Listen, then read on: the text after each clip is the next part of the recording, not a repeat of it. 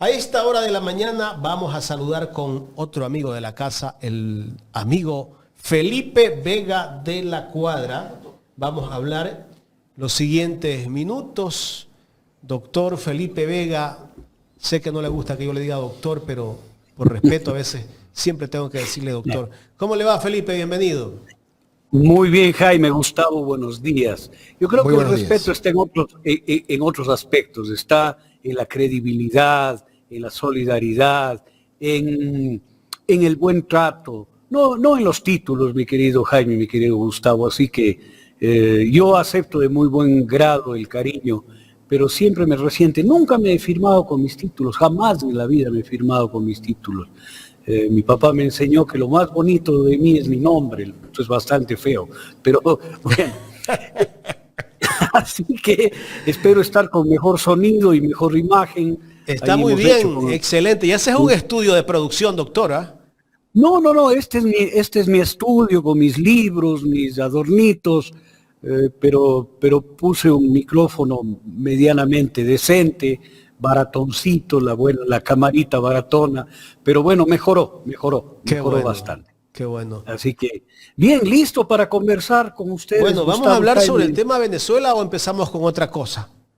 Bueno, yo creo que hay que empezar con el tema Venezuela.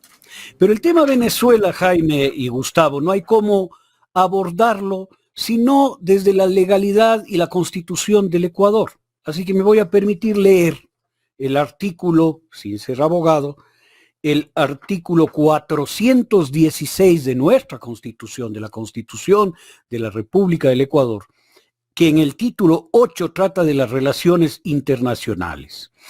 Y en este capítulo, primero, trata de los principios de las relaciones internacionales. El Ecuador debe actuar en base a estos principios. El artículo 416 dice, las relaciones del Ecuador con la comunidad internacional responderán a los intereses del pueblo ecuatoriano, no asambleísta, eh, jefa de bloque de ADN, el presidente Nicolás Maduro no ha desilusionado al pueblo ecuatoriano porque no es nuestro presidente asambleísta. Hay que actuar en base a los intereses del pueblo ecuatoriano, al que rendirán cuenta, señora canciller, usted tiene que rendir cuenta sus responsables y ejecutores. Esto lo dice el artículo 416 de nuestra Constitución. Y dice, en consecuencia, 1. Proclama la independencia e igualdad jurídica de los estados, la convivencia pacífica y la autodeterminación de los pueblos, así como la cooperación, la integración y la solidaridad. El numeral 1 del artículo 416 de nuestra Constitución proclama la independencia e igualdad jurídica, es decir, Venezuela tiene independencia jurídica. Nosotros no podemos meternos en sus asuntos jurídicos, como tampoco en los de México, ¿no? Ni en los de Rusia. La convivencia pacífica proclamamos, la autodeterminación de los pueblos, las elecciones venezolanas son soberanas. Nosotros no tenemos vela en ese entierro. Señores y señoras, ecuatorianos, ecuatorianas, gobernantes del Ecuador, nosotros no tenemos vela en el entierro de las elecciones en Venezuela, porque declaramos que reconocemos la autodeterminación de los pueblos y su independencia jurídica. En el segundo artículo se propone la solución pacífica de controversias, por eso no podíamos mandar armas a Ucrania. Y el tercero, condena, este es muy importante, el numeral 3 del artículo 416 de nuestra Constitución, condena la injerencia de los estados en asuntos internos de otros estados. La injerencia en asuntos internos de Venezuela está condenada por nuestra Constitución, señor presidente de la República, señora canciller, y queridos y queridas compatriotas ecuatorianos y ecuatorianas. Nuestra Constitución, nuestra norma básica, condena la injerencia de un Estado en los asuntos internos de otro Estado. Las elecciones en Venezuela son un asunto interno. en el cual nosotros no podemos intervenir. Miren, ayer yo le escucho a un vocero, el Departamento de Estado norteamericano, un señor John Kirby, decir que los Estados Unidos está llegando a hartarse ya de Venezuela. A ver, perdón. Estados Unidos no tiene que hartarse de lo que pasa en ningún país del mundo. No tiene derecho de hacerlo. Yo podría decir, estoy harto de los Estados Unidos desde finales del siglo anterior, del siglo XIX, cuando se metió a las Filipinas, a la fuerza. Estoy harto de los Estados Unidos. Yo puedo estar harto personalmente, pero un Estado no puede hartarse de lo que sucede internamente en otro.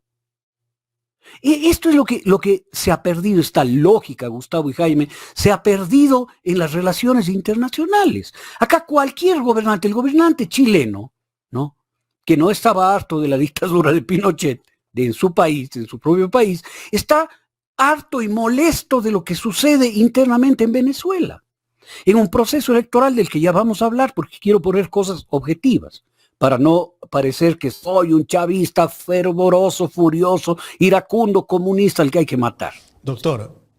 Sí, dígame. A mí me enviaron un video, una fiel seguidora de este espacio, Yolanda Martínez, donde la periodista Karen Méndez, no sé si usted lo ha visto, hace una explicación casi que con peras y manzanas de la realidad de Venezuela. Es un poquito extenso. No sé si lo podamos rodar para de pronto describir la situación que está pasando en Venezuela, porque algunos están confundidos. Algunos sí están confundidos. Hay mucha confusión. ¿Y por qué hay? Yo antes del video quisiera poner unos elementos, Jaime. ¿Por qué la gente está confundida? Porque hay una acción global encabezada directamente y obviamente y manifiestamente por el dueño de la red X, por el señor dueño de Tesla. Por los bulos, ¿no?, que hacen. Claro, está soltando bulos y soltando bulos y soltando bulos. Mira, la gente cree lo que escucha. La gente es crédula, así es, así funciona. Si le han dicho durante años que Venezuela es del demonio, pues ahora le dicen algo más de Venezuela y es una mancha más al tigre. Esto hay que comprenderlo así. Hay una agresión global a Venezuela. ¿Y por qué hay una agresión global?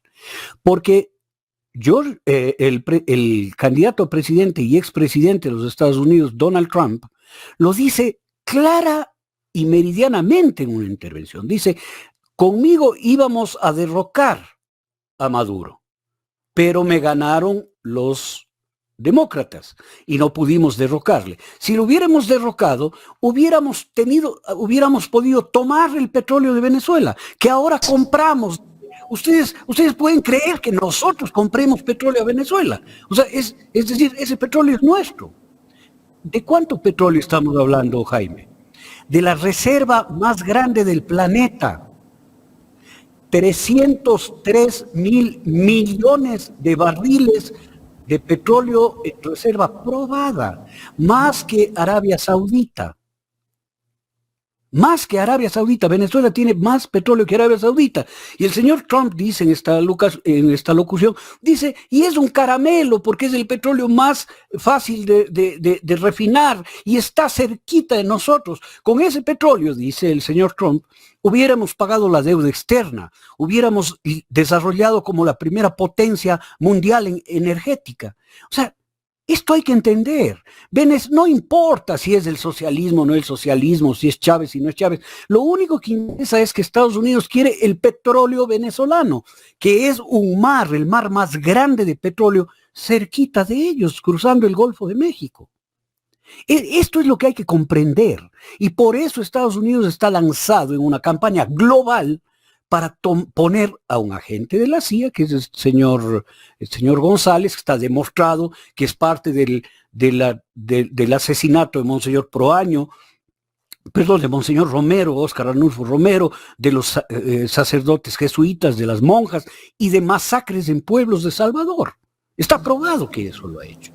Y le ponen a uno así, de ese calibre, para que les entregue el petróleo y arman toda esta farsa. Ahora sí, Jaime, con esta aclaración, con este marco, escuchemos lo que dice la periodista. Sería importante, vamos. ¿Qué pasaría si algún dirigente político en Estados Unidos pidiera a Rusia, China o Corea del Norte que invadiera su país para derrocar al gobierno? Iría a la cárcel por mínimo 5 años o incluso podría recibir una pena de muerte. En Francia esa persona podría ir presa hasta por 30 años, en España entre 12 y 20 años, mientras que en Alemania podría recibir una condena de cadena perpetua. En Venezuela este delito también está tipificado en la ley. María Corina Machado, una dirigente del ala más radical de la oposición venezolana, ha sido acusada de graves delitos contra la patria y esto la ha inhabilitado de ejercer cualquier cargo público. ¿Y por qué?, se preguntarán algunos. ¿Realmente hay razones o esto es una jugada del gobierno para sacarla de la carrera presidencial? Veamos. En el año 2002, María Corina Machado firmó el conocido decreto Carmona, con el que derogaron la Constitución de Venezuela y disolvieron todos los poderes tras el golpe de Estado contra el presidente Hugo Chávez. Así, pretendieron instalar un gobierno que nadie había elegido. Luego participó en las siguientes acciones violentas para sacar al presidente Hugo Chávez del poder. Y como no lo lograba, pidió ayuda al expresidente George Bush, que ya para ese momento estaba concentrado con las guerras en Afganistán e Irak. En 2014, Machado lideró, junto a Leopoldo López, un plan violento llamado La Salida para derrocar al presidente Nicolás Maduro. Este plan provocó la muerte de más de 40 venezolanos. Su nombre también aparece como una de las que solicitó a Estados Unidos imponer sanciones y un bloqueo económico y comercial contra Venezuela. Que se apliquen más sanciones, que no se van a levantar las sanciones, sino que van a venir más. El objetivo, según explicaba, era sacar al presidente Nicolás Maduro del poder. Pero la realidad es que esto provocó pérdidas a la nación que superan los 600.000 millones de dólares, además de serios daños en la vida de los venezolanos, especialmente en la nutrición, en el sistema sanitario, educativo y en los servicios públicos. Este plan de asfixiar al país para forzar un cambio de régimen contribuyó a crear una gran crisis económica y generó una ola migratoria sin precedentes que ahora se reconoce hasta en documentos internos del Congreso de Estados Unidos. Pero además, María Corina Machado es recordada por ser una dirigente que en más de una ocasión pidió abiertamente la intervención militar de Estados Unidos, el país con el mayor número de agresiones a otras naciones. No van a ceder si no existe una amenaza real, creíble, una amenaza severa y una amenaza inminente.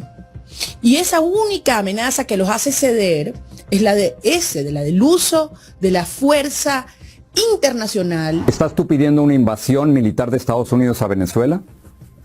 Yo te pregunto, como todos los venezolanos hoy, ¿cuántos muertos más hacen falta en Venezuela para detener los estragos, la catástrofe humanitaria que ocurre en el país? En el año 2019, Machado también apoyó la instalación de un gobierno paralelo que tampoco fue electo por los venezolanos, sino que se intentó imponer cuando un político que casi nadie conocía se autoproclamó presidente en una plaza de la capital venezolana. Este plan permitió el despojo de activos de la nación que alcanza los 30.000 millones de dólares, entre ellos la refinería Citgo en Estados Unidos y las 31 toneladas de oro depositadas en un banco de Inglaterra. Además de esto, en plena tensión con Guyana por la controversia territorial sobre el Esequibo, esta dirigente se plegó a la postura del país vecino. Su propuesta era que los venezolanos no defendieran el reclamo sobre este territorio en un referéndum consultivo. Su argumento era que la soberanía no se consulta, sino que se defiende. Un planteamiento que abonaba a la estrategia de Estados Unidos y Reino Unido de provocar una confrontación bélica entre ambos países para que transnacionales como la ExxonMobil se apoderaran de ese territorio. Por todos estos hechos, cualquier dirigente en cualquier país del mundo estaría inhabilitado políticamente o incluso en prisión. Sin embargo, Estados Unidos y algunos gobiernos de la Unión Europea apoyan a esta dirigente y exigen a las autoridades venezolanas que se permita su participación en la próxima contienda electoral porque Venezuela, dicen, debe tener unas elecciones libres y justas. Lo que no explican es por qué exigen a Venezuela algo que en sus propios países sería inaceptable. Interesante. Clarísimo. Doctor. Clarísimo, clarísimo. Y vamos a seguir en esta línea de cuestiones objetivas. Voy a poner otra cuestión objetiva, un paralelismo objetivo. Libia era el país más desarrollado y más próspero del norte de África. Empezaron una campaña, los Estados Unidos y la OTAN, una campaña sistemática contra Muammar Gaddafi. Sistemática. Lograron generar una oposición interna parecida a la de esta señora Machado, que es igual de rastrera que los que actuaron en Libia. Una oposición interna que pedía una intervención militar como esta señora Machado. Hubo una intervención militar, derrocaron todas las estatuas patrióticas de Gaddafi, de otros como León del Desierto. Se acordarán ustedes esa película maravillosa, que era un patriota libio que luchó contra ese muro que creó Italia alrededor de Libia. Todas esas estatuas las derrocaron, después mataron de una forma miserable a Muammar Gaddafi y destruyeron el país. Libia este rato es uno de los países más devastados del planeta. ¿Y qué cree? Estados Unidos se llevó el petróleo. Ahora es dueño del petróleo libio. Eso era todo. Eso era absolutamente todo. Bien, objetivo, contundente, histórico, demostrable. Ahora vamos a cosas dentro de Venezuela, cuestiones objetivas, objetivísimas. El centro Carter, con Jimmy Carter, expresidente de Estados Unidos, fue a hacer una visita a Venezuela en la época del comandante Hugo Chávez Frías y a observar cómo era el sistema electoral. Y Jimmy Carter le pidió al comandante Chávez que haya una auditoría mirando el voto electrónico y le dijo, debería haber una auditoría en caliente, es decir, apenas se dan se cierra el proceso electoral, hay que comparar las papeletas físicas con lo que se ha puesto en digital. Y Jimmy Carter les recomendó que se haga del 10% de la votación. Y es histórico que el comandante Chávez le dijo, no, yo no estoy de acuerdo con usted, señor Carter, esto no se puede hacer. Y le llamó al presidente del Consejo Electoral y le dijo, exijo una auditoría en caliente del 54% de los votos. Lo dijo delante del presidente Jimmy Carter, que él exigía el 10%.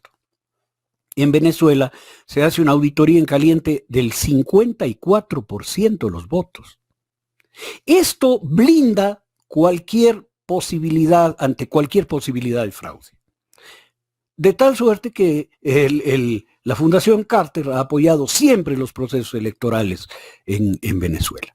Segundo, está demostrado que el sistema electoral de votaciones en Venezuela, además de ser blindado, es un sistema absolutamente confiable y que debería aplicarse en el resto del mundo, porque objetivamente los procesos electorales más turbios y más opacos suceden. ¿Dónde cree usted, Jaime, que sucede eso? ¿Dónde Gustavo cree que sucede? En los Estados Unidos de Norteamérica. Le voy a explicar a nuestra audiencia un poco cómo funciona ahí.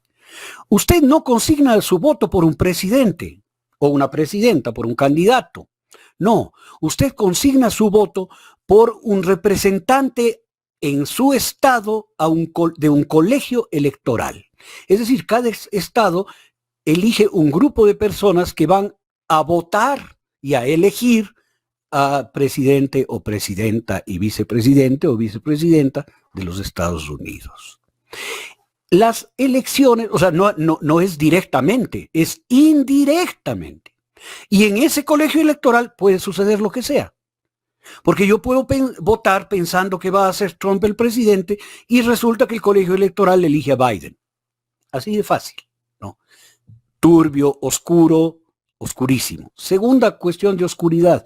En los Estados Unidos no hay un consejo federal electoral, ni un consejo estadual electoral. No. Quien organiza las elecciones es la gobernación de cada estado. Si el gobernador es demócrata, tenemos a un demócrata organizando las elecciones. Si es republicano, tenemos a un republicano organizando las elecciones. Es decir, no hay un organismo tercero que esté al margen. No, no, no. Hay políticos con poder directo organizando las elecciones. Es como que el presidente Daniel Noboa organice las elecciones en el Ecuador. ¿Qué cree usted que sucedería? Turbio, oscuro, entrampado y dudoso. Pues así sucede en los Estados Unidos. Tercer elemento que quiero contarles a nuestros compatriotas. En Estados Unidos se vota por correo. Se vota por correo. Sin remitente, sin certificación, sin seguimiento, sin blindaje a ese voto. Simplemente le llega a la gobernación del estado una montaña de sobres con votos. Y abren los sobres y dicen, ganó fulano. ¿Quién auditó esos votos? ¿Quién consignó los votos? ¿Dónde está el padrón que consigna los votos? ¿Dónde está la firma? ¿Dónde está? No hay nada. No hay medio de contraste en los Estados Unidos para saber quién votó. Sin embargo, ellos se permiten exigir cosas a nuestros países, como por ejemplo que se haga una auditoría de los votos. Allá no hay auditoría de los votos. No pueden hacer auditoría de los votos. Dicen, sí, nos llegaron 150,000 sobres con votos o 1,000,000 de sobres con votos, abrimos y vimos de quién era. ¿Y quién mandó? No sabemos, no podemos saber. Entonces no podemos saber si alguien metió del 1,000,000 600,000 votos ahí. ¿Y se puede meter 600,000 sobres con votos? Pues nadie sabe. Es turbio, más oscuro que la noche oscura el proceso electoral en los Estados Unidos. De tal suerte que cuando Al Gore, ustedes se acordarán, dijo que se había hecho fraude, no podían confirmar nada, no podían abrir urnas, no habían urnas para abrir. Y tuvieron que pedirle a la justicia norteamericana que resuelva si hubo fraude o no hubo fraude. Y la justicia dijo, bueno, no habrá habido porque no se ha demostrado nada, no hay cómo demostrar, no hay pruebas para demostrar. Señor Al Gore, qué pena, el gobernador de la Florida dice que usted perdió. Y había un fraude a todas luces y ganó George W. Bush. Un fraude a claras luces que fue denunciado no por Hugo Chávez, no por Fidel Castro, fue denunciado por el mismo Al Gore, por el Partido Demócrata norteamericano, y fue incomprobable, no había cómo comprobar el fraude. Por eso, usando la misma lógica de ellos, cuando hay elecciones en Estados Unidos, nosotros vamos a demostrar que estamos hartos ya de lo que pasa allá y vamos a exigir, como ellos exigen a Venezuela, vamos a exigir que abran todas las urnas. ¿Qué urnas? No tienen urnas. Tienen voto por correo. ¿Quién mandó? No sé. Pero llegó a la gobernación y ustedes tienen que confiar que son, ¿no? Y que los resultados son los que son. Miren, estas cosas de oscuridad, de sombra, de turbiedad en la democracia y en los procesos electorales norteamericanos, nadie los dice. ¿Por qué no los dicen? Porque ellos son los amos. Pues. El amo puede hacer lo que sea. Hay un viejo refrán latino que dice, quod licet Iovi non licet bovi. Lo que se le permite a Júpiter no se le permite a los bueyes. Claro, lo que está permitido en Estados Unidos no está permitido en el resto de países del patio trasero de Latinoamérica. El país que mejor y más transparente proceso electoral tiene en el mundo, óigame bien, en el mundo, y esto no es que soy chavista, nada, es objetivo, es informe del Centro Carter de los Estados Unidos, sobre el cual no habrá mucha duda, me imagino. No, es que el proceso electoral más transparente en el mundo es el que sucede en Venezuela. Sin embargo, el país que tiene el proceso electoral más turbio, más opaco del mundo, los Estados Unidos de Norteamérica, ¿no?, es el que exige y dice que hay un fraude, que hay fraude. Ahora vamos a cosas objetivas sobre el proceso electoral venezolano. En nuestro país, Jaime y Gustavo, sin ser yo un experto electoral, pero siendo un votante avisado que está atento sobre lo que sucede, en nuestro país, en donde el voto es obligatorio, el ausentismo está alrededor del 20%. Es decir, en el Ecuador vota el 80%, votamos el 80% del padrón. Muy bien, con voto obligatorio. En Venezuela, en este proceso electoral, votó el 60% del padrón. Pero en Venezuela, a diferencia del Ecuador, el voto es facultativo. Es decir, usted si quiere vota, si no quiere no vota y no pasa nada. En el Ecuador, con voto obligatorio, el 80%. En Venezuela, con voto facultativo, el 60%. ¿Cómo es eso? O sea, apenas un 20% de diferencia. Y nosotros decimos que ahí hay fraude y que eso está mal y que eso está armado. Bueno, estoy poniendo cosas objetivas para que las personas que nos miran y nos escuchan, Jaime y Gustavo, puedan hacerse algunas ideas en la cabeza. Segunda cosa, el voto en Venezuela es inalterable, porque usted va a una computadora, a una pantalla y escoge el candidato o candidata y consigna el voto. Y este es el que está votando, usted dice, sí, este es. Y le imprime su voto. Y usted mira y confirma y aplasta otro botón. Y dice, sí, esto es lo que yo voté. Y aplasta un botón. Y este voto físico pone en una urna. Es decir, no solo hay la información digitalizada en una computadora, en un ordenador, en un sistema informático, sino también hay un voto físico. Dígame. Doctor, María Corina Machado, ¿de dónde saca esa versión que dice que tienen las pruebas? Pero no hemos visto que muestra las pruebas. Allá vamos. Una vez que sucede, que se cierra el voto, el acto electoral, el Consejo Nacional Electoral de Venezuela imprime todas las actas. Imprime todas las actas digitales y entrega a los partidos políticos. Es decir, todos los partidos políticos tienen el 100% de las actas impresas. 30,000 o más actas, no sé cuántas actas son, 90,000, el número que sean, ¿no? Impresas, tienen impresas en sus manos. María Corina Machado dice, yo tengo el 100% de las actas. Sí, señora, el PSV también. Por esa razón es que el PSV y el candidato, no el presidente Nicolás Maduro, el candidato concurre al Tribunal Supremo de Justicia de Venezuela y dice, señor, aquí hay gente que dice que hay discrepancias y fraude. Aquí convóquenos, investigue. Y hoy el Tribunal Supremo de Justicia de Venezuela convoca a todos los candidatos y candidatos, porque son varones, a todos los candidatos a que presenten los reclamos sobre el 100% de actas que ellos disponen y tienen. Vamos a ver quién se presenta y vamos a ver qué presentan ante la justicia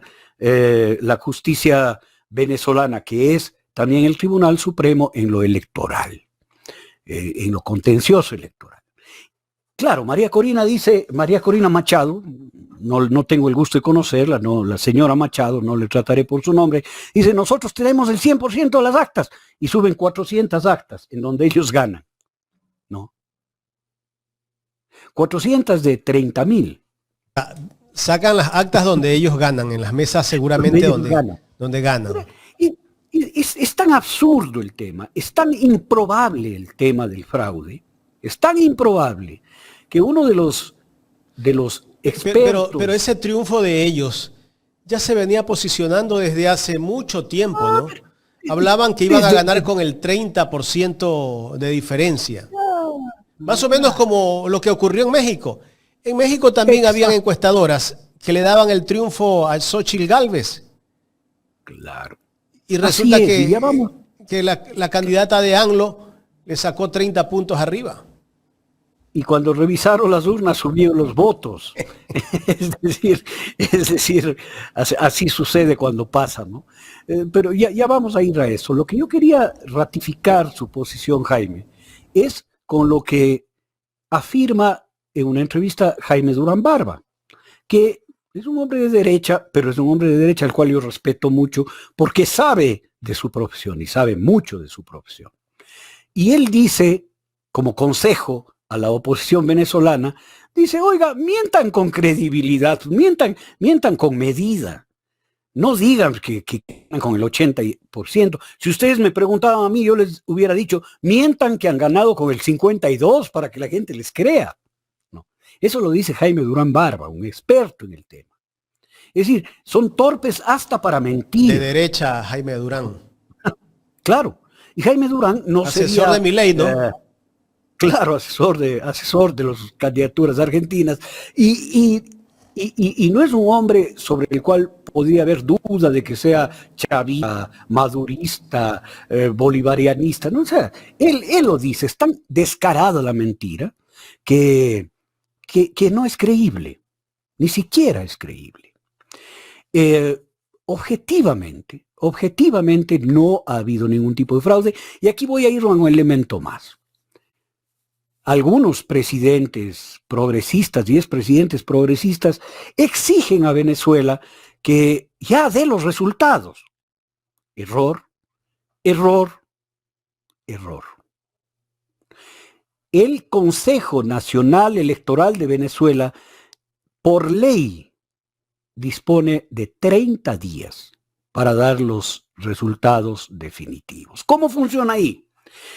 Inmediatamente después del proceso electoral, esto es unas horas después, a la noche, el Consejo Nacional Electoral da unos resultados irreversibles sobre el 80% de las actas, sobre el 80% de los votos consignados, da en este caso, porque la diferencia se vuelve irreversible en el 20% restante. Eso está en la ley. Anuncia un resultado irreversible y prácticamente proclama un ganador. Eso es lo que hizo el Consejo Nacional Electoral. Y tiene 30 días, un mes, para revisarlos, hacer un muestreo de una auditoría, completar la información del 20% y proclamar los resultados oficiales. Pero el haber dicho el Consejo Nacional Electoral, y esto hay que saber cómo son las reglas del fútbol, para que no se asusten y no se sorprendan y digan, ¡ay, fraude, hay fraude! No. El Consejo Nacional Electoral cumplió con la ley, dando a conocer un ganador con el 80% de los votos escrutados y actas revisadas, que ya es irreversible. Para el 20% más, hay un hackeo internacional que ralentiza los sistemas electrónicos. Y se vuelve casi imposible completar ese 20% en el término de 2 días. Y el Consejo Nacional tendrá las actas físicas para ir haciendo esa comprobación. Pero en el plazo de 30 días, pues. O sea que aquí no se ha incumplido nada. Compañeros presidentes progresistas, no se hablará que no se contagien de esta urgencia generada en el planeta a través de los Estados Unidos y sus actores y aliados para ponerle presión a un sistema electoral y a un país que es soberano y al cual solo le incumbe el cumplimiento de su propia legislación. Ustedes ocúpense de otra cosa. Yo no he oído a un presidente progresista decir esto que estoy diciendo yo, que el Consejo Nacional Electoral venezolano tiene 30 días para proclamar definitivamente los resultados y que lo que proclamó con el 80% es el resultado irreversible del proceso electoral. O sea, ¿dónde está? Doctor, permítame un ratito agradecerle a la gente que está haciendo sus aportes a través de los superchats y también las personas que se suscriben y envían sus membresías. Gracias a Jofre Piñancela, que se hizo miembro de Ecuador en directo. Gracias. Ramón Méndez hizo un aporte. Saludos desde Nueva York, nos dice Ramón El Moncho Méndez. También nos ha hecho un aporte Santiago Jaramillo. Dice bendiciones. Las izquierdas deben unirse, pero los verdaderos. Las dirigencias como la indígena, es obvio, están vendidos y ahora quieren unirse porque quieren seguir haciendo lo mismo. Tandazo, presidente. Bueno, ahí está un super chat de alguien que nos hace a través del canal de YouTube principal. También nos escribe y hace un super chat Giovanna Rodríguez. Dice saludos a todo el equipo de Ecuador en directo. Gracias por la información. Si no es por ustedes, no hacemos mucho. A ver, si no es ustedes, hacemos muchos que no estamos enterados de muchos sucesos. Felicitaciones por el super programa que tienen. Omar Novoa también hizo un aporte al super chat. Gracias, Omar, siempre aportando, siempre apoyando a Ecuador en directo. Bueno, doctor, le cuento que tenemos el video de Jaime Durán Barba, lo hemos encontrado. Queremos rodarlo para que la gente vea que lo que decimos aquí no es porque nosotros lo decimos sin ningún fundamento. Lo decimos porque aquí están los hechos.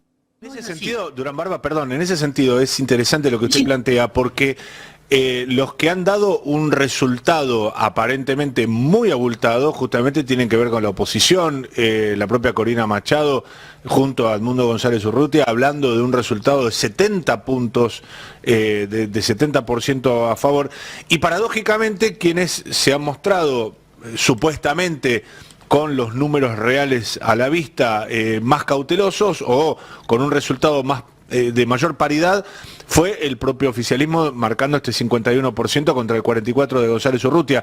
Digo, ¿eso le da más credibilidad a alguno de los dos espacios? Algo más de credibilidad, Dios, si hubiese estado ayudando a la oposición, les habría dicho que mientan pero con sentido, pues. Que ellos también digan que tienen 52. Porque cuando dicen que tienen 70, 80, evidentemente están mintiendo. Están diciendo, soy mentiroso y tengo este dato, ¿qué te parece?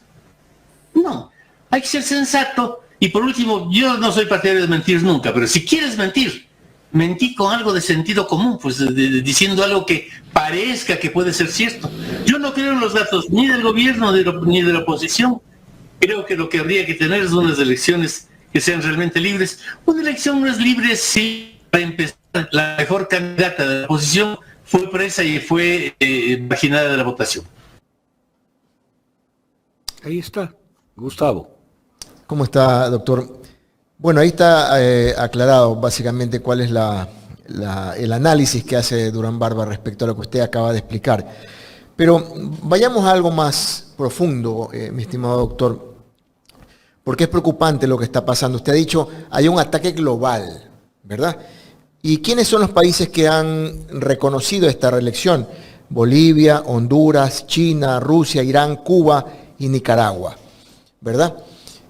Pero Estados Unidos y sus séquitos de otros países dentro de la América están acorralando a Venezuela, ¿verdad? Y escuchamos a esta opositora Machado decir que hay que invadir, hay que sacarlo a Maduro de ahí. Y veía en el transcurso de ayer noche a esta mañana videos en el cual se ven a militares, por lo menos gente disfrazada de militares, marchando con la población, haciendo creer al mundo de que ya los militares se le están virando al gobierno de Nicolás Maduro. Todo este ataque es un anuncio de que algo grave puede ocurrir próximamente, si es que efectivamente los militares deciden ceder ante la presión global. Bueno, yo aquí haría un llamado a la calma. Yo no creo que vaya a suceder nada de mayores consecuencias, ¿no? Por una razón, Venezuela está bajo ataque, Gustavo, desde hace 25 años. Hubo un golpe militar contra el comandante Hugo Chávez que fue exitoso. Le llevaron preso al comandante Chávez. Se tomaron el poder, entre ellos estaba María Corina Machado, ¿no?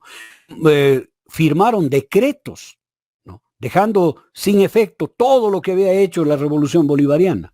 Sin embargo, el pueblo venezolano le sacó y restituyó al comandante Hugo Chávez al poder. con Nicolás Maduro, moros han intentado varias veces varias cosas. Acordémonos de las guarimbas, la violencia indiscriminada que impusieron en Venezuela contra la población cuando ganó Nicolás Maduro la elección, la primera elección. Luego, cuando se movilizó el mundo entero para invadir Venezuela desde la frontera colombiana, que tampoco tuvo éxito. Hoy hay una diferencia. Creo que el gobierno de Nicolás Maduro no permitió, ahora sí, no permitió que le ganen la calle. Si ustedes ven, Telesur tiene un programa constante, continuado e ininterrumpido y sin sonido de ninguna especie, digamos sin palabras, no con sonido ambiental, que recorre las calles de las ciudades de Venezuela, mostrando lo que está pasando. Y uno puede ver que no hay guarimbas, no hay violencia, no hay manifestaciones, no hay nada. Venezuela está en calma, Venezuela está trabajando, Venezuela está produciendo, Venezuela está creciendo. A diferencia de los países que protestamos, digamos, protesta nuestro gobierno, en donde no crecemos, decrecemos, hay violencia, no se puede salir a la calle, etcétera, etcétera. Esta es la realidad de lo que sucede. Nos están vendiendo la telenovela de que Venezuela está en caos y que el gobierno de Nicolás Maduro está terminado y que ha habido fraude electoral. Ninguna de estos escenarios que nos están vendiendo es real. Ninguno está sucediendo. Creo yo que el pueblo venezolano, que ha soportado varias veces agresiones que han puesto el límite, ya la línea roja de inclusive una invasión, cuando un portaaviones norteamericano se ubicó frente a las costas venezolanas en el Caribe e impidió que se acercasen buques petroleros o salieran buques petroleros y buques de toda especie, puso un bloqueo a Venezuela, un bloqueo marítimo, naval, ¿no? Ni siquiera esa funcionó. Ahora, yo quiero hacer una valoración ya desde la seguridad, ¿no? Desde la seguridad, desde la defensa, desde la lógica de defensa, desde la lógica militar en eso. Los Estados Unidos tienen una especie de doctrina en donde solo actúa directamente en máximo 2 escenarios bélicos en el mundo. Este rato está en Yemen y continúa de alguna manera en el Medio Oriente, en Irak, Afganistán, ¿no? De alguna manera está ahí. No tiene capacidad legal, no hay autorización del Congreso norteamericano para que actúen más, pero actúa en estas guerras proxy a través de. Entonces está en Ucrania a través de, está en el Medio Oriente, Gaza, árabe, digamos en el Medio Oriente islámico, a través de Israel, está en varios lugares, no, a través de, en guerra proxy. Entonces, con Venezuela no le quedaba más que una guerra proxy, a través de. Y él, a través de, era Colombia, cuando no estaba el presidente Petro. Y el presidente Santos en ese momento valoró cuáles eran las capacidades de las Fuerzas Armadas colombianas para una guerra proxy con Venezuela. Y se dieron cuenta que no duraban 2 horas en un combate abierto con Venezuela, porque Colombia tiene capacidades militares para la lucha contra la guerrilla.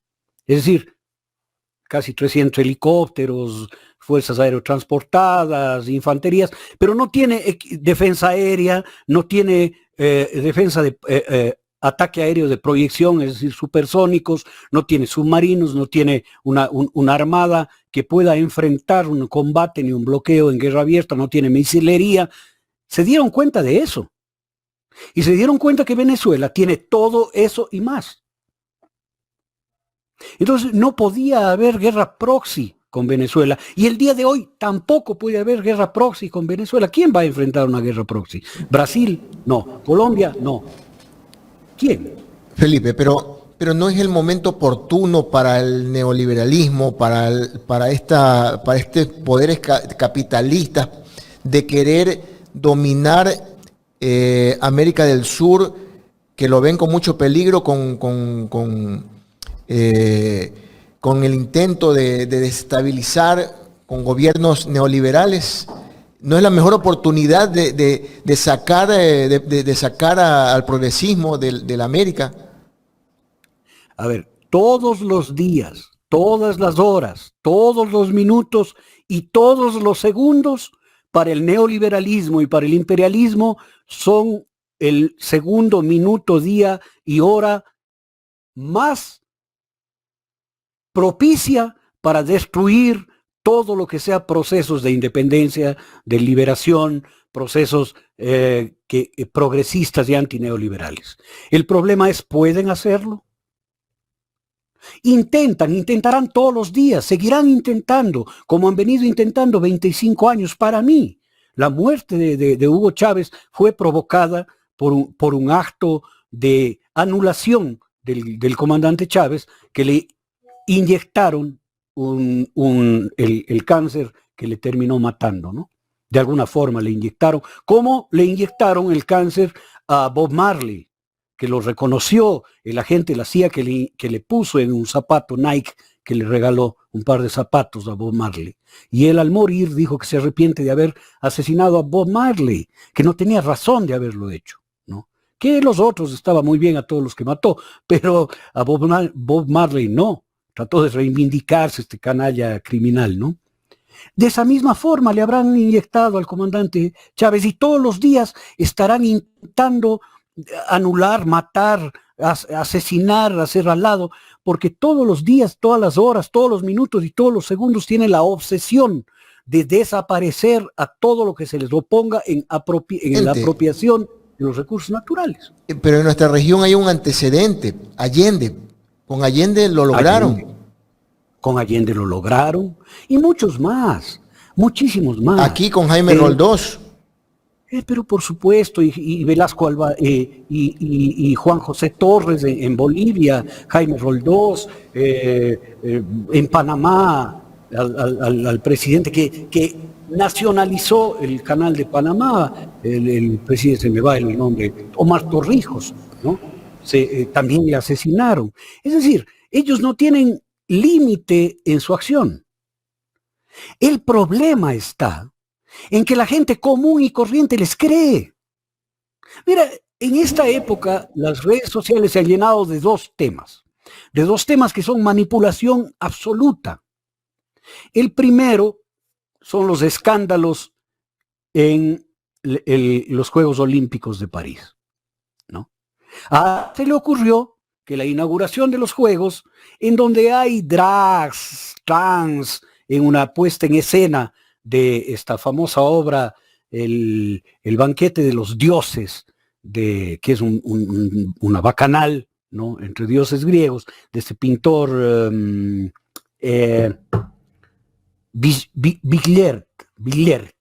Van Villert, ¿no?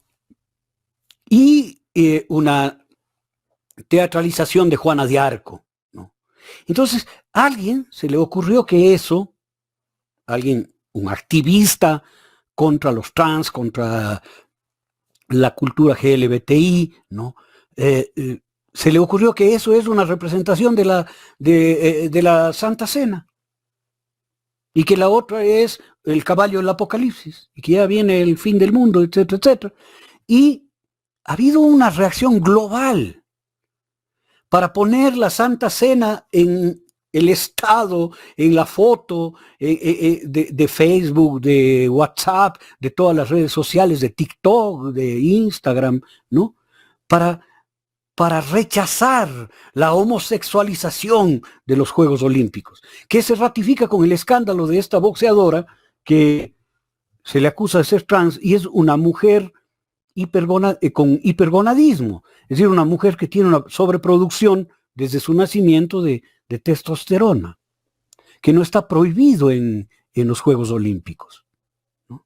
Y resulta que el mundo entero se lanza contra ella, ¿no? Se lanza contra ella, se lanza contra los Juegos Olímpicos a través del escándalo y la manipulación. Este es un escenario que es comprobable con lo que estoy diciendo. Y el otro es las elecciones en Venezuela y el supuesto fraude. El supuesto fraude. Más periodistas habían cubriendo las elecciones de Venezuela que los Juegos Olímpicos. ¿Cómo así? Había más periodistas en las elecciones de un país del tercer mundo de Latinoamérica. Pero ¿cuándo han cubierto las elecciones en Costa Rica, en elecciones en donde diré, en Guatemala? ¿Cuándo han cubierto de esa manera las elecciones en el Ecuador? ¿No?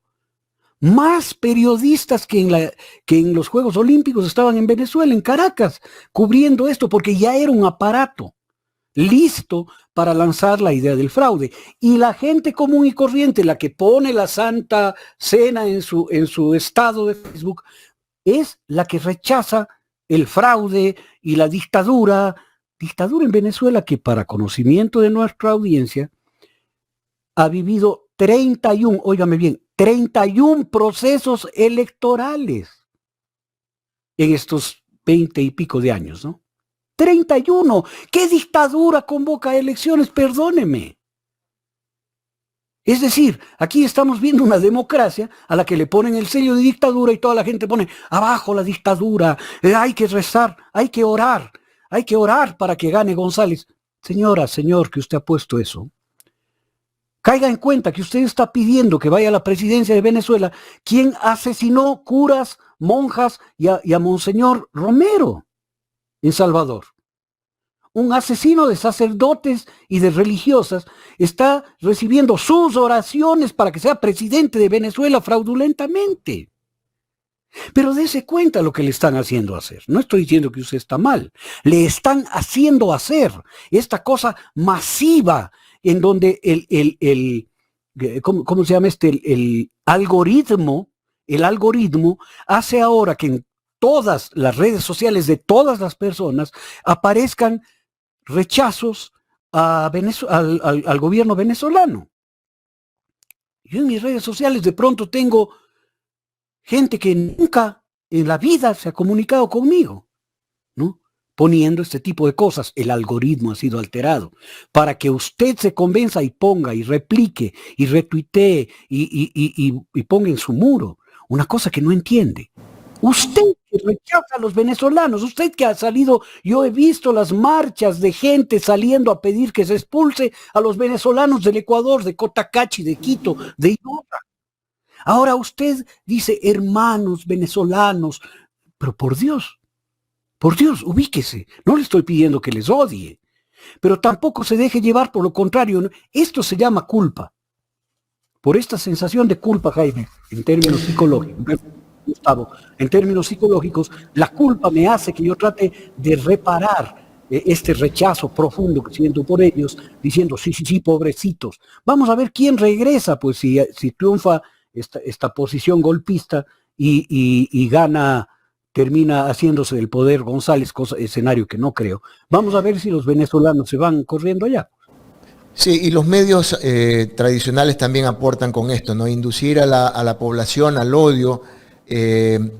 Porque leía yo un titular de un diario de aquí en el cual decía que los ecuatorianos tenemos que estar preparados a una nueva ola migratoria de venezolanos con la reelección de Maduro, o sea, tratando de meter miedo a la gente nuevamente por algo que no existe, metiendo odio básicamente, pero ese odio viene desde la cúpula más alta, ¿ya? Claro.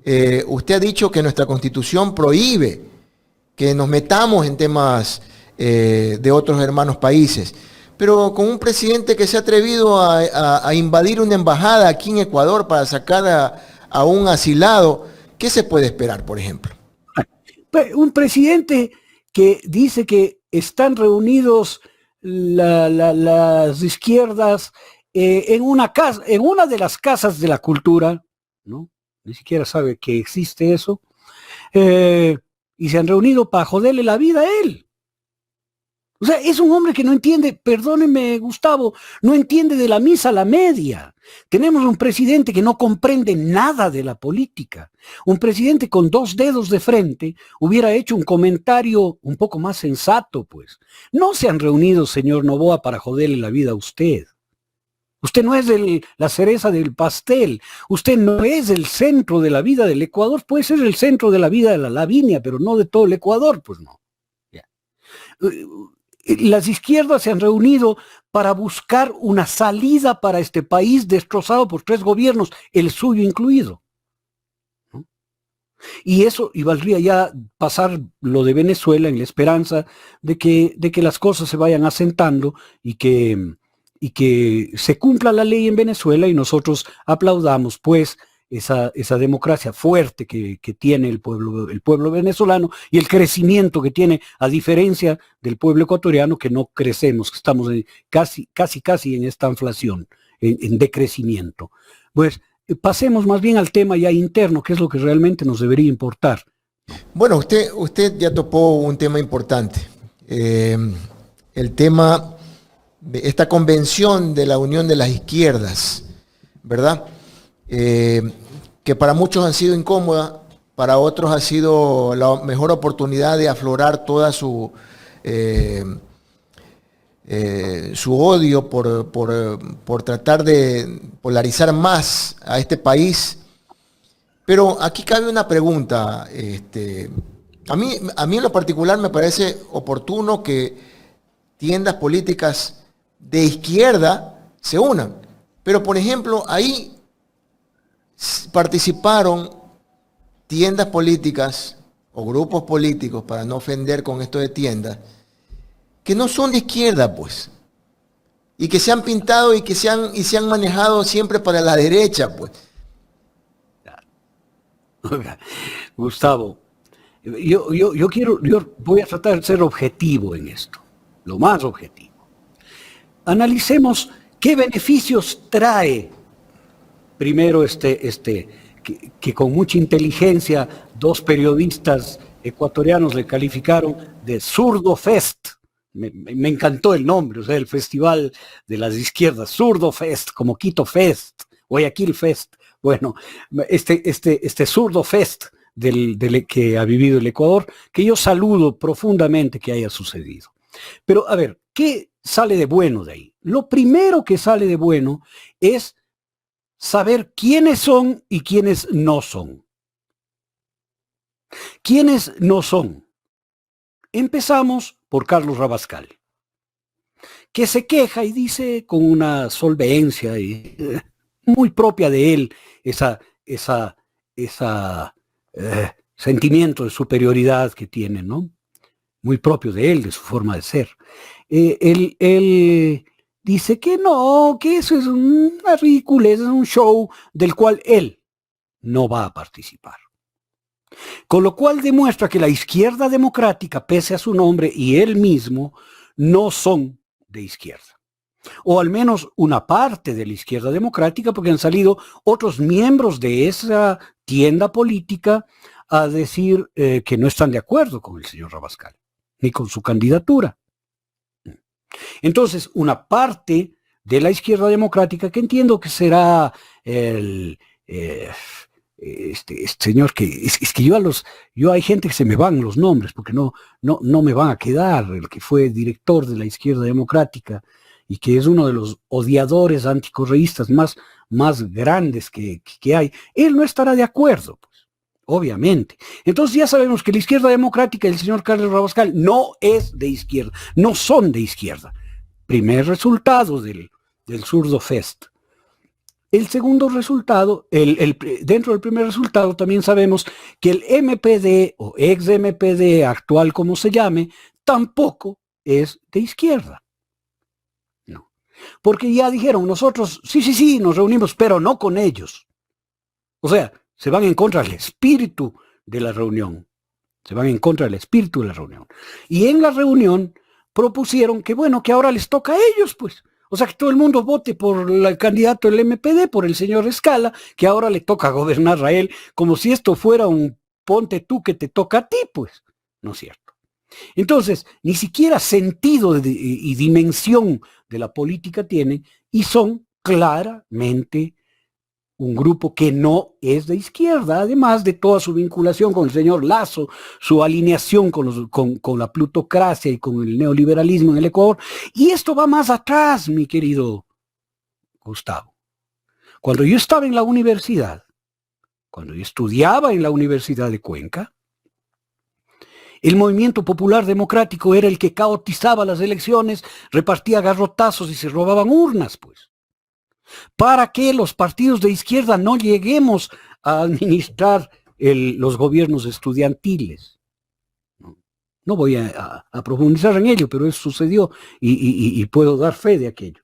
Es decir, desde el año 79, el MPD ha tenido la misma norma de conducta hasta el día de hoy. Dinamitar todo proceso de izquierda que se encuentre. Así nació el Partido Comunista Marxista-Leninista del Ecuador, cuando agentes de la Central de Inteligencia Americana dinamitaron el Partido Comunista Ecuatoriano y abrieron esta sucursal que se ha encargado de dinamitar sistemáticamente los procesos de izquierda.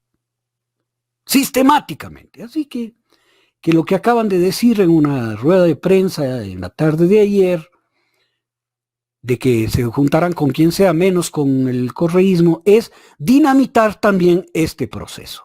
Entonces ya sabemos, el primer resultado, ya sabemos quiénes no son. ¿Cuál es el segundo resultado? Lo que anuncia Leonidas Issa. Leonidas Issa dice que el objetivo, uno de los objetivos, es hacer un pacto de no agresión, de llevar con respeto el proceso electoral entre los miembros de este Zurdo Fest, que me encanta el nombre, ¿no? Es muy juvenil, y que pueda haber un apoyo en una eventual segunda vuelta al ganador de este grupo. Eso me parece un segundo resultado clarísimo. Primero, saber quiénes no son. No son Izquierda Democrática, no son MPD.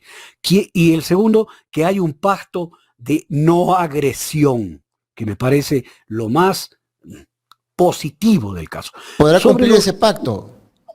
Yo creo que sí, entre los que sí son. Pero a ver, usted se está olvidando de alguien más. Centro Democrático. Centro Democrático no es de izquierda, pues Centro Democrático es de centro.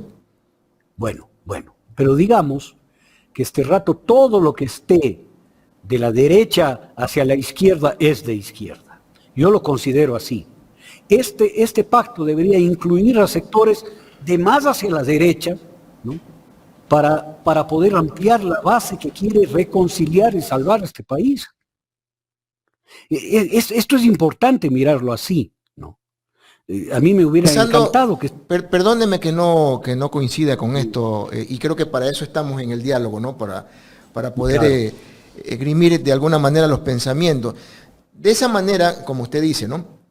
Se justifica entonces la posición de Pachacuti, del indigenado, de apoyar gobiernos de derecha, pues, mi querido doctor. No, es distinto. A ver, la pregunta es de este momento. ¿Es necesario generar un plan de gobierno de izquierda para el periodo 25-29? ¿O es necesario poner un freno a la ultraderecha, al neoliberalismo y a la destrucción de la patria? Yo creo que lo segundo es urgente. Y todo movimiento político y toda persona que esté de acuerdo con que hay que poner un alto a la destrucción del país debería sumarse en un frente que lleve una posición progresista. Fíjese que estoy diciendo progresista, eso incluye también a las izquierdas y al centro, ¿no? Y al centro político del país, ¿no?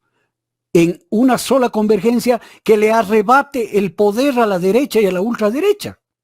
Esta es la disyuntiva, mi querido Gustavo.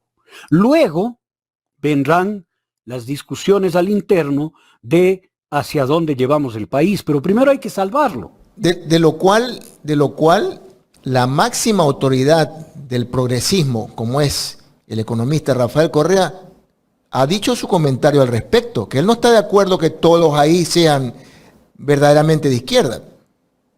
Sí, yo estoy de acuerdo con él.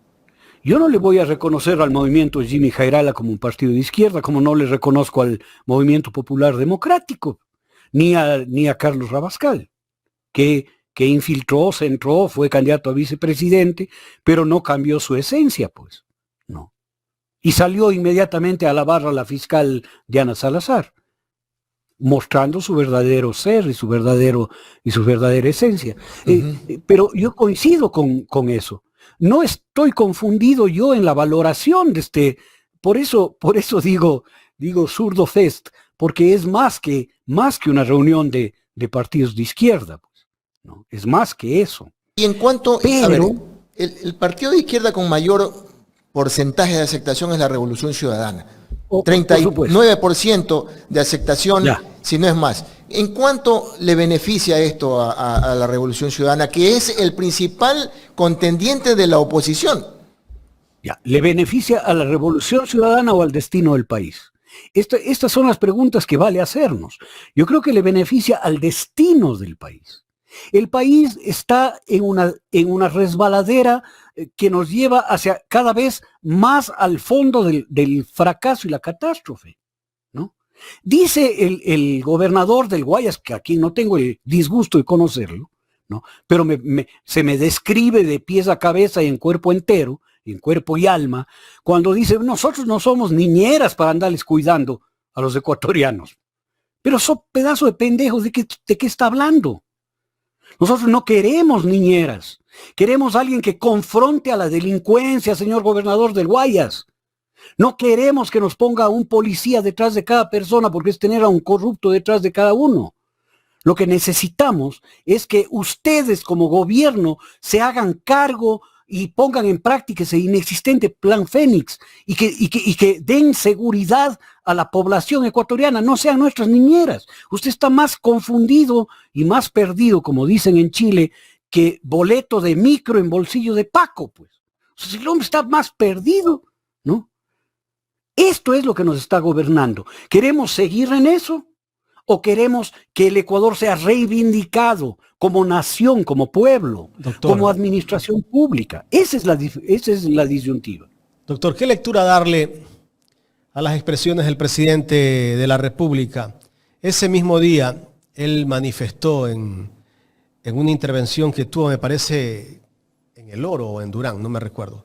Pero bueno, él dijo que se están reuniendo las izquierdas para fregarnos. Para fregarle la vida. Sí. Eso es un disparate digno de un muchacho que no tiene la menor idea de lo que está haciendo y en el lugar en el que está parado, pues. No. Esa reunión le está mandando un mensaje a toda la clase política del Ecuador.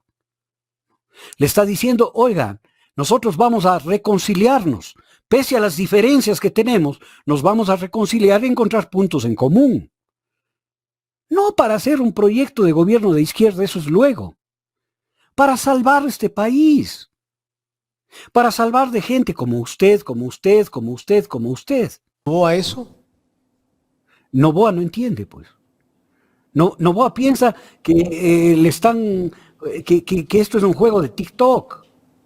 Entonces se reúnen para jorobarle la paciencia, fregarle la pita al señor, ¿no? No, señor Novoa, yo contra usted no tengo nada. Usted es representante de un sector que tiene destruido al Ecuador. Y esto no es un tema de personalismos, esto es un tema de foto. Y la reunión de las izquierdas y de los progresismos es una reunión que pretende encontrar una salida de la situación brutal en la que 3 gobiernos consecutivos nos han lanzado.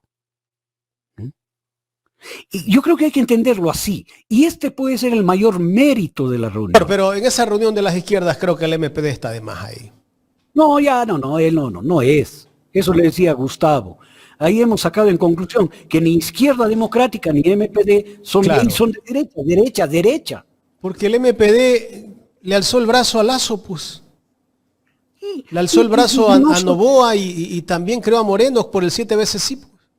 Y no solo eso, yo le voy a dar datos reales. Cuando yo era ministro de gobierno, buscábamos la posibilidad de una salida para poder convocar a un plebiscito al pueblo ecuatoriano, el plebiscito que dio después la salida a la constituyente de Montecristi, ¿no? ¿Sabe qué voto se nos opuso a eso? El MPD. El señor Torres, asambleísta del MPO o representante del MPD en el Consejo Nacional Electoral, nos impidió hacer la consulta. Lo que ni siquiera se atrevió el Partido Social Cristiano. Son de izquierda, doctor. Nunca jamás. Le contaba a Gustavo que el origen del Partido Comunista Marxista-Leninista fue una acción agenciosa de la Central de Inteligencia Norteamericana para sacar un grupo del Partido Comunista para que se oponga a la construcción de nada de izquierda acá. Todos los actos de unidad de la izquierda han sido torpedeados y destruidos por este malhadado movimiento. En algún momento yo entrevistaba a un dirigente del MPD y le preguntaba con qué gobierno de izquierda se identificaban. Y ellos me decían con los que existían hace algunos años. Ninguno. Mire, dejaron de alinearse con la Revolución China. No, pues ellos se alinearon. Pero bueno, ellos ante la dirigencia universitaria son conocidos como los chinos, pero nada que ver, pues. Claro. Nada que ver con el maoísmo. Ellos se unieron al pensamiento de Enver Hoxha, de Albania. ¿Ya? Y la única acción que han tenido siempre es torpedear las posibles unidades de la izquierda. Si no son ellos, no sirve nada. Pero tampoco tienen la capacidad ni la estructura para ser ellos. Ellos han destruido el movimiento sindical. Creo que llegan al 1% tal vez en la votación nacional, o si es que llegan. Si llegan, ¿no? Es decir, para mí no son. No hay que enrabiarse con ellos. Yo ahí adentro tengo algunos amigos que aprecio, de verdad aprecio, ¿no? Como amigos, pero nunca jamás hablo de política con ellos. Jamás. Usted nunca militó en esa línea, ¿no? No, jamás, nunca. Porque cuando uno es joven, ¿no? A veces llega confundido a ciertos grupos de la política universitaria. Más bien yo fui atacado por ellos porque yo era parte del FDU, de la Unidad Socialista Cabezona, ¿no? Usted era del FADI, en ese tiempo era el FADI los cabezones, ¿no? Era el FADI, que en la universidad luchó en el Frente Democrático Universitario con el Partido Socialista. El FADI lo lideraba René Maullet, me parece. René Maullet Mosquera, sí señor. Así es. Señor. Yo tengo vieja experiencia con el MPD, no me asusta la acción de ellos, yo sé que es inútil. Además de escuchar las pretensiones que tienen, porque son pretenciosos, ¿no? Que ahora les toca gobernar a ellos. Perdóname, si esto no es... Ni el 1% y quieren gobernar. Ponte tú que te toca a ti, ¿qué le pasa? O sea... Esto es bastante más que esa bobería, ¿no? Pero bueno, se quedan solos, se aíslan y yo no creo que llegue la unidad esta de izquierda a convertirse en un solo binomio. No creo, es demasiado forzoso. Pero yo sí creo en el pacto de no agresión que plantea Leonidas Issa, por ejemplo, que es un paso importantísimo. Las construcciones más grandes se hacen de a poco. Lograr ese pacto de no agresión, lograr una convergencia en segunda vuelta, es extraordinario para este país. Lograr una participación en el futuro gobierno de gente de valía de sus sectores. Yo creo que hay gente muy, muy valiosa, como el mismo Pedro Granja, como el mismo Leonidas Issa, gente que tiene mucha capacidad para hacer muchas cosas buenas por este país y que son necesarias y que en la práctica pueden irse convirtiendo en la forma de converger, en la forma de alianza, en la forma de marchar juntos para salvar este país y reconciliar a la nación. Somos una nación en guerra. De eso se aprovechan para torpedear o intentar torpedear el proceso electoral en Venezuela. De eso se aprovechan para descalificar todo lo que sea avances de género en los Juegos Olímpicos, todo lo que sea libertad y derechos en los Juegos Olímpicos.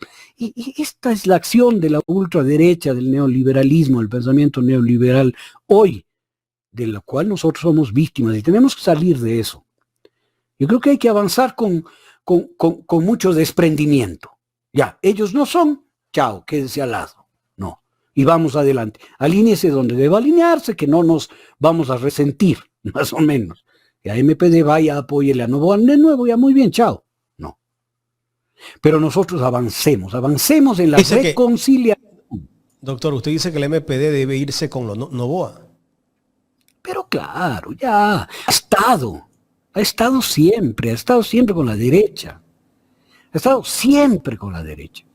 Habría que ver cómo votaban en los consejos universitarios nomás. Habría que ver cómo votaron en el consejo universitario malhadado que juzgó el plagio de la señora fiscal y que rector del MPD, decanos del MPD, representantes estudiantiles del MPD la eximieron con impericia cuando era plagio. O sea, estas son las cosas que hay que recordar, ¿no? Y hay que tener muy claramente en el panorama.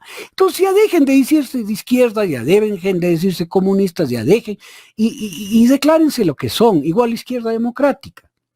Ya no se llame izquierda, eso era en la época de Raúl Vaca Carbo, de Rodrigo Borja. Pero ahora es una derecha antidemocrática. Vayan al sitio que les corresponde, ¿no? Claro. Ventajosamente ellos mismos se aíslan. De este Zurdo Fest salieron solitos. Nadie les dijo váyanse. ¿No? Carlos Rabascal dijo que sí le invitaron, pero que él no iba a esos shows. Bien. El MPD dijo que les dan a ellos la presidencia o no juegan. Entonces se fueron, pero ellos no son dueños de la pelota. Los dueños de la pelota son otros. Aquí creo que hay dos dueños de la pelota en esto. Es una metáfora bastante torpe, pero la voy a hacer. Los dueños del balón en este partido de fútbol son la Revolución Ciudadana y la CONAIE. Los demás van a patear la pelota si quieren.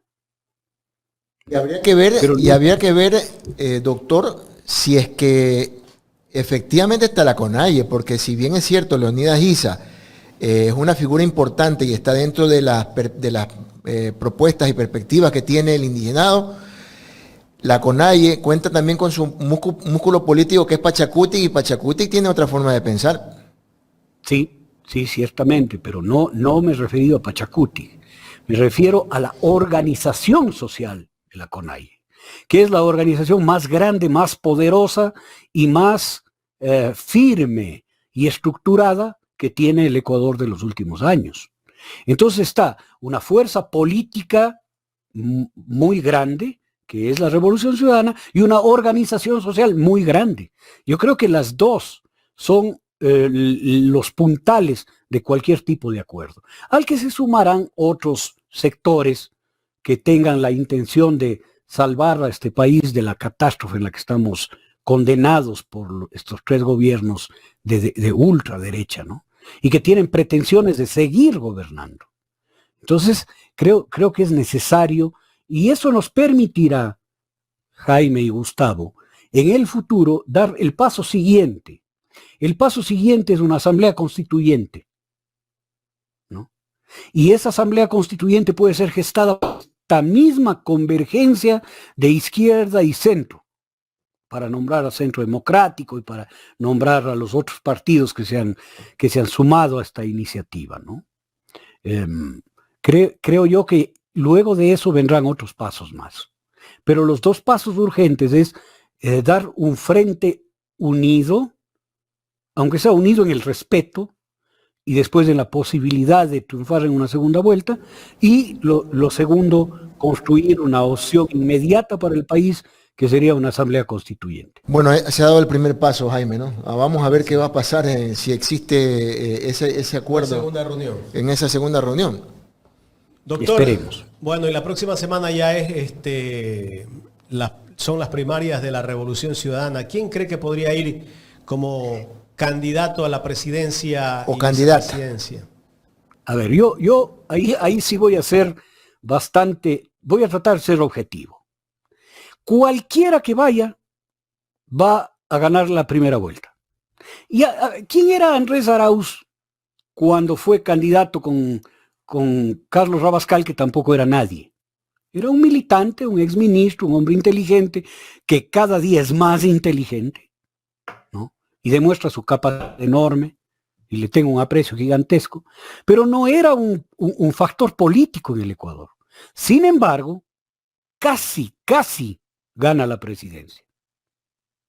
¿Quién era Luisa González antes de ser candidata? Una persona respetable a la que siempre se le ha tenido cariño dentro de la Revolución Ciudadana, muy dura cuando era funcionaria, que nos tenía a todos cogidas de la patilla, exigiéndonos que cumplamos con los compromisos que que habíamos firmado, ¿ya? Pero no era un factor político del Ecuador e iba a ganar en primera vuelta. Con lo cual, si analizamos los dos procesos electorales anteriores, quien sea, si fuera Felipe Vega, igual llega. Yo que no tengo voto de nadie, ni pretendo, pero igual llego. No importa el nombre que ponga la Revolución Ciudadana. Esto es así de claro. El capital político de Rafael Correa pasa al candidato. Mire, los candidatos de la Revolución Ciudadana que no sean Rafael Correa no acumulan capital político.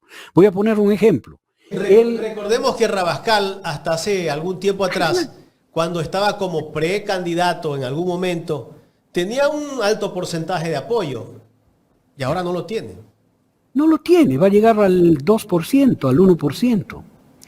Es decir, él no lleva el capital político. La única persona que capitaliza el voto se llama Rafael Correa Delgado, le duela a quien le duela.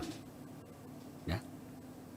Voy a poner otro ejemplo que es de libro. El señor Acosta, que fue presidente de la Asamblea Nacional Constituyente de Montecristi, el economista Acosta, ganó con un mar de votos esa representación. Después salió de pelearse y votarse contra la Revolución Ciudadana y odiar a la Revolución Ciudadana. Se fue y fue candidato a la presidencia por Pachacutic y sacó el 3%, que era votación de Pachacutic, no era de él. O sea, Alberto Acosta no capitalizó medio voto de la Revolución Ciudadana. Lo mismo pasará con Rabascal y lo mismo con quien sea que trate de ser candidato, que haya sido candidato o candidata y que quiera hacerlo por fuera. Porque no son los dueños de la votación, es una votación que va por un proyecto, que va por un liderazgo. No. Y ese liderazgo es, y se ha demostrado, transferible. Transferible en 2 elecciones anteriores, en 3, porque Lenín Moreno Garcés no sacaba un voto, pues, al margen. Allá de la traición. No daba ni un voto.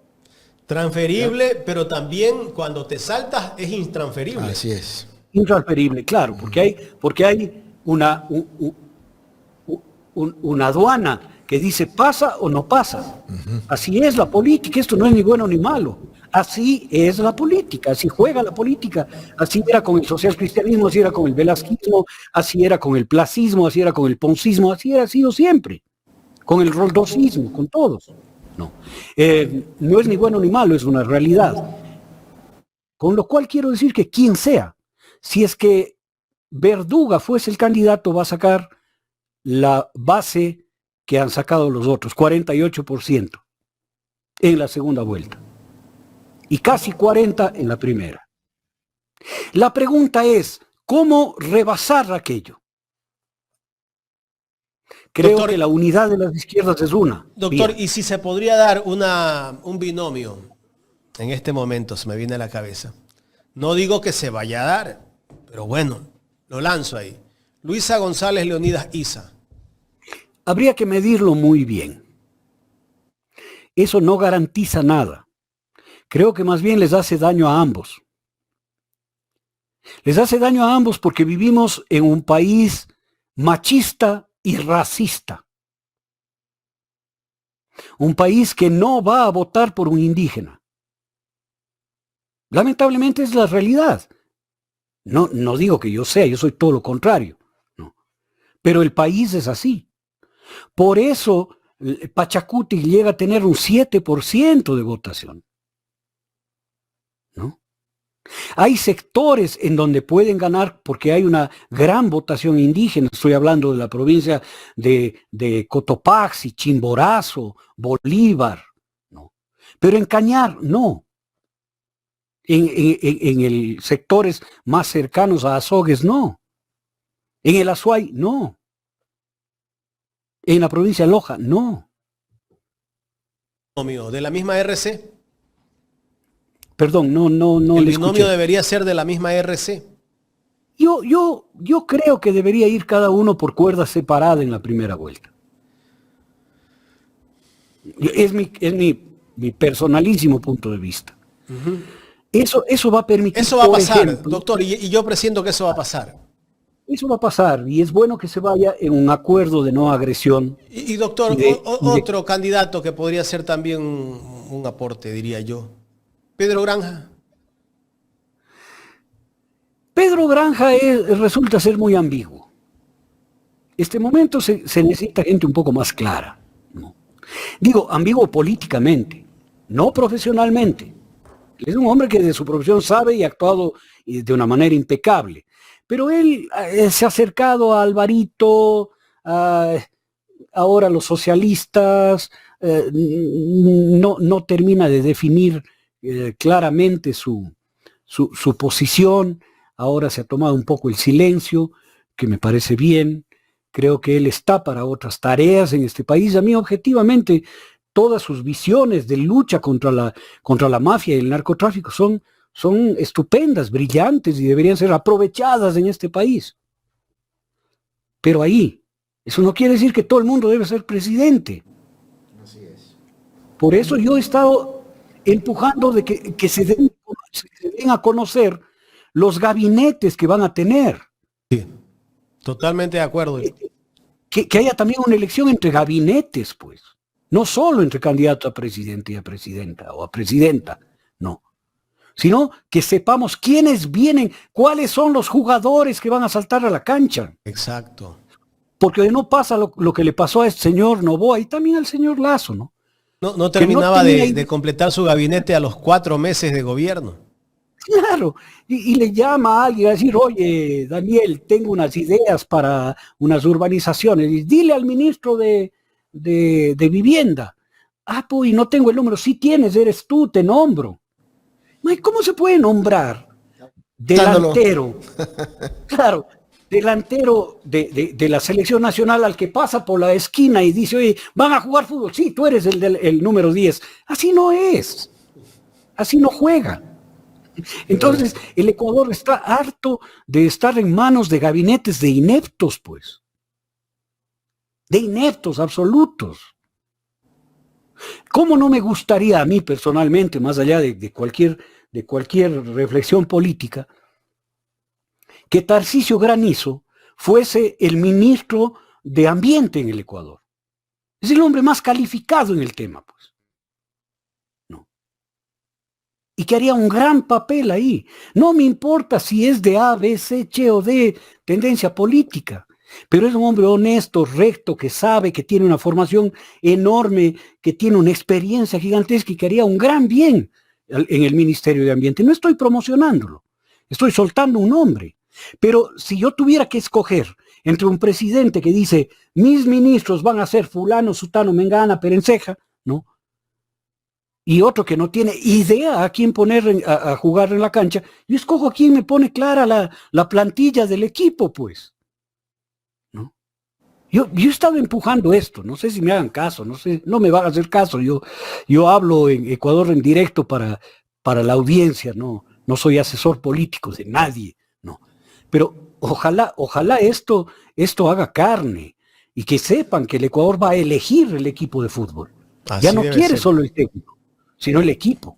Ojalá que en esta convocatoria de las izquierdas, de este Zurdo Fest, como usted lo ha manifestado, llegue a un acuerdo certero de que depongan sus intereses personales en la segunda vuelta de llegarse a dar, ¿verdad? Y que se unan a un solo objetivo, al triunfo de esa izquierda.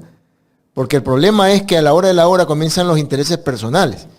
Y también usted ha dicho algo importante.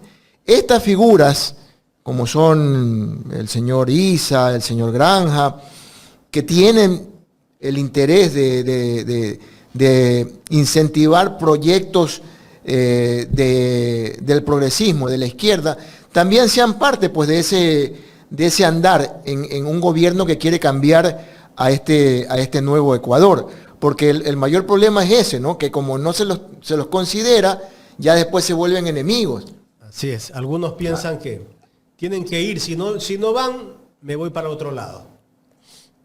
Bueno, pero es que aquí yo se haría una reflexión de la vida administrativa que he llevado en este país, que va desde el año 80 hasta ahora, ¿no? No, yo no creo que son intereses personales, no, sino intereses sectoriales, ¿no?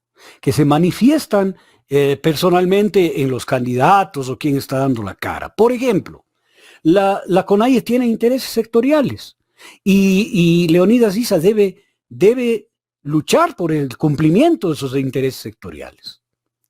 Los partidos de centro tienen también intereses sectoriales y los de izquierda también, ¿no? Esos intereses sectoriales tienen que ser tomados en cuenta. No puede ser un acuerdo de segunda vuelta en el que se diga, a ver, todos apoyamos a Juanito y todos aplaudimos a Juanito y después nos quedamos mirando cómo Juanito es el único dueño de la pelota y de la cancha. No.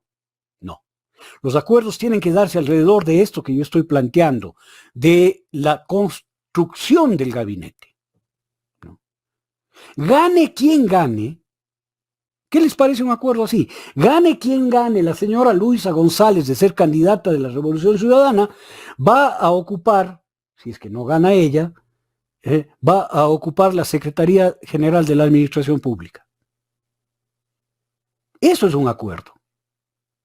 O sea, gane quien gane la dirección técnica, ella va a jugar de volante de contención. Gane quien gane, el señor Leonidas Issa Salazar va a ser el ministro de Pueblos, Nacionalidades o Agricultura. Gane quien gane. Entonces, el interés sectorial va a tener una salida en el futuro gobierno. No va a depender de la voluntad, de la simpatía o de la voluntad o las ganas de cumplimiento del acuerdo de quien gane, pues. Sino que tiene que haber un compromiso realmente establecido. Gane quien gane, vamos a impulsar las siguientes leyes. Número 1, me estoy inventando, ley de reforma agraria y tenencia de la tierra. Reforma a la ley de aguas en este sentido. Esto es lo que tiene que ser el acuerdo. No, claro, un acuerdo en lo práctico, en lo sectorial. ¿No? Entonces, gane quien gane, el señor Pedro Granja va a ser fiscal de la nación. O le vamos a impulsar, va a ir en la terna de la fiscalía o va a ir al concurso. No. O sea, estos son los acuerdos. Estos son los acuerdos, no el frío y verás. Aquí vamos a apoyar al que gane la segunda vuelta. ¿Y qué va a pasar con el movimiento indígena si no llega a la segunda vuelta? Es que esto es lo que hay que tener en la mira. Si no lo tienen en la mira, es una utilización de los acuerdos. Yo les utilizo como escalera para llegar y después jódanse. No. Es una realidad lo Solo que usted nos dice. eso va a permitir que hayan transformaciones de fondo en el país. Transformaciones claras a la luz pública. Acuerdos a la luz pública. Nada por debajo. Nada. No, tranquilo, sí te voy a dar la dirección del MAGAP en... No. Gane quien gane. Y si no gana Leonidas Issa va a ser su ministro de Agricultura. ¿No? Por decir, me estoy inventando. Puede ser que a Leonidas Issa le interese otra cosa y la CONAIE le interese otra cosa. Un ministro de gobierno. Medio ambiente. Ok. También. O medio ambiente o lo que sea. Pero todo eso, o minería. O minería. Ellos dirán, en el acuerdo, en la mesa, en la conversación dirán. Y esto no es reparto. Esto es quién va a estar en qué trinchera para levantar un programa, ahí sí, progresista y de izquierda. ¿No es cierto? En la práctica. Creo eso.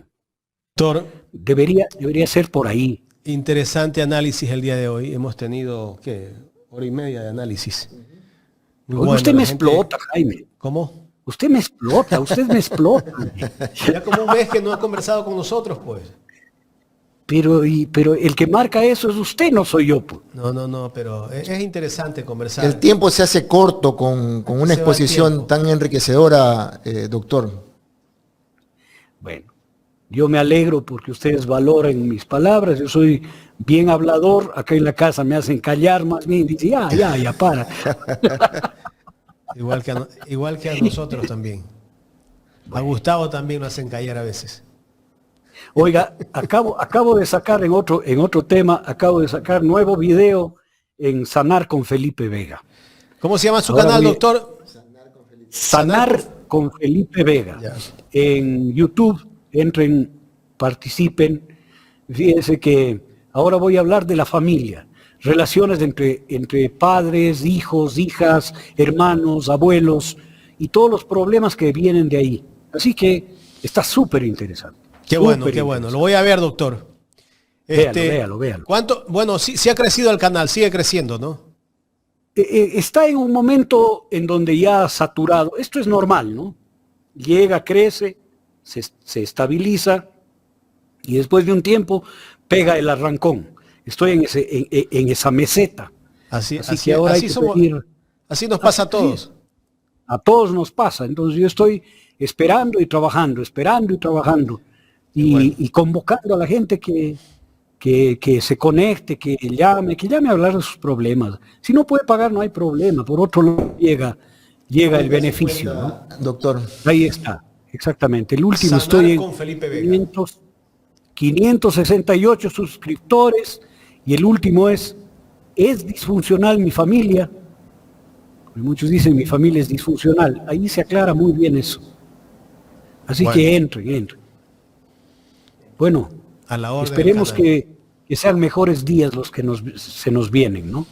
Hay una esperanza a los que están participando de los diálogos de este Zurdo Fest, llamémosle otra vez, de esta convergencia del progresismo y la izquierda, que encuentren caminos buenos para el Ecuador. Tienen la responsabilidad de salvar el país. Así que ahí sí ponemos nuestra esperanza, ¿no? Así es. Doctor, nos vemos en los próximos días. Encantado, Muchas Gustavo. gracias. Muchas gracias, Jaime. Abrazos. Gracias, al doctor Felipe Vega de la Cuadra conversando con nosotros en esta mañana aquí en Ecuador en directo.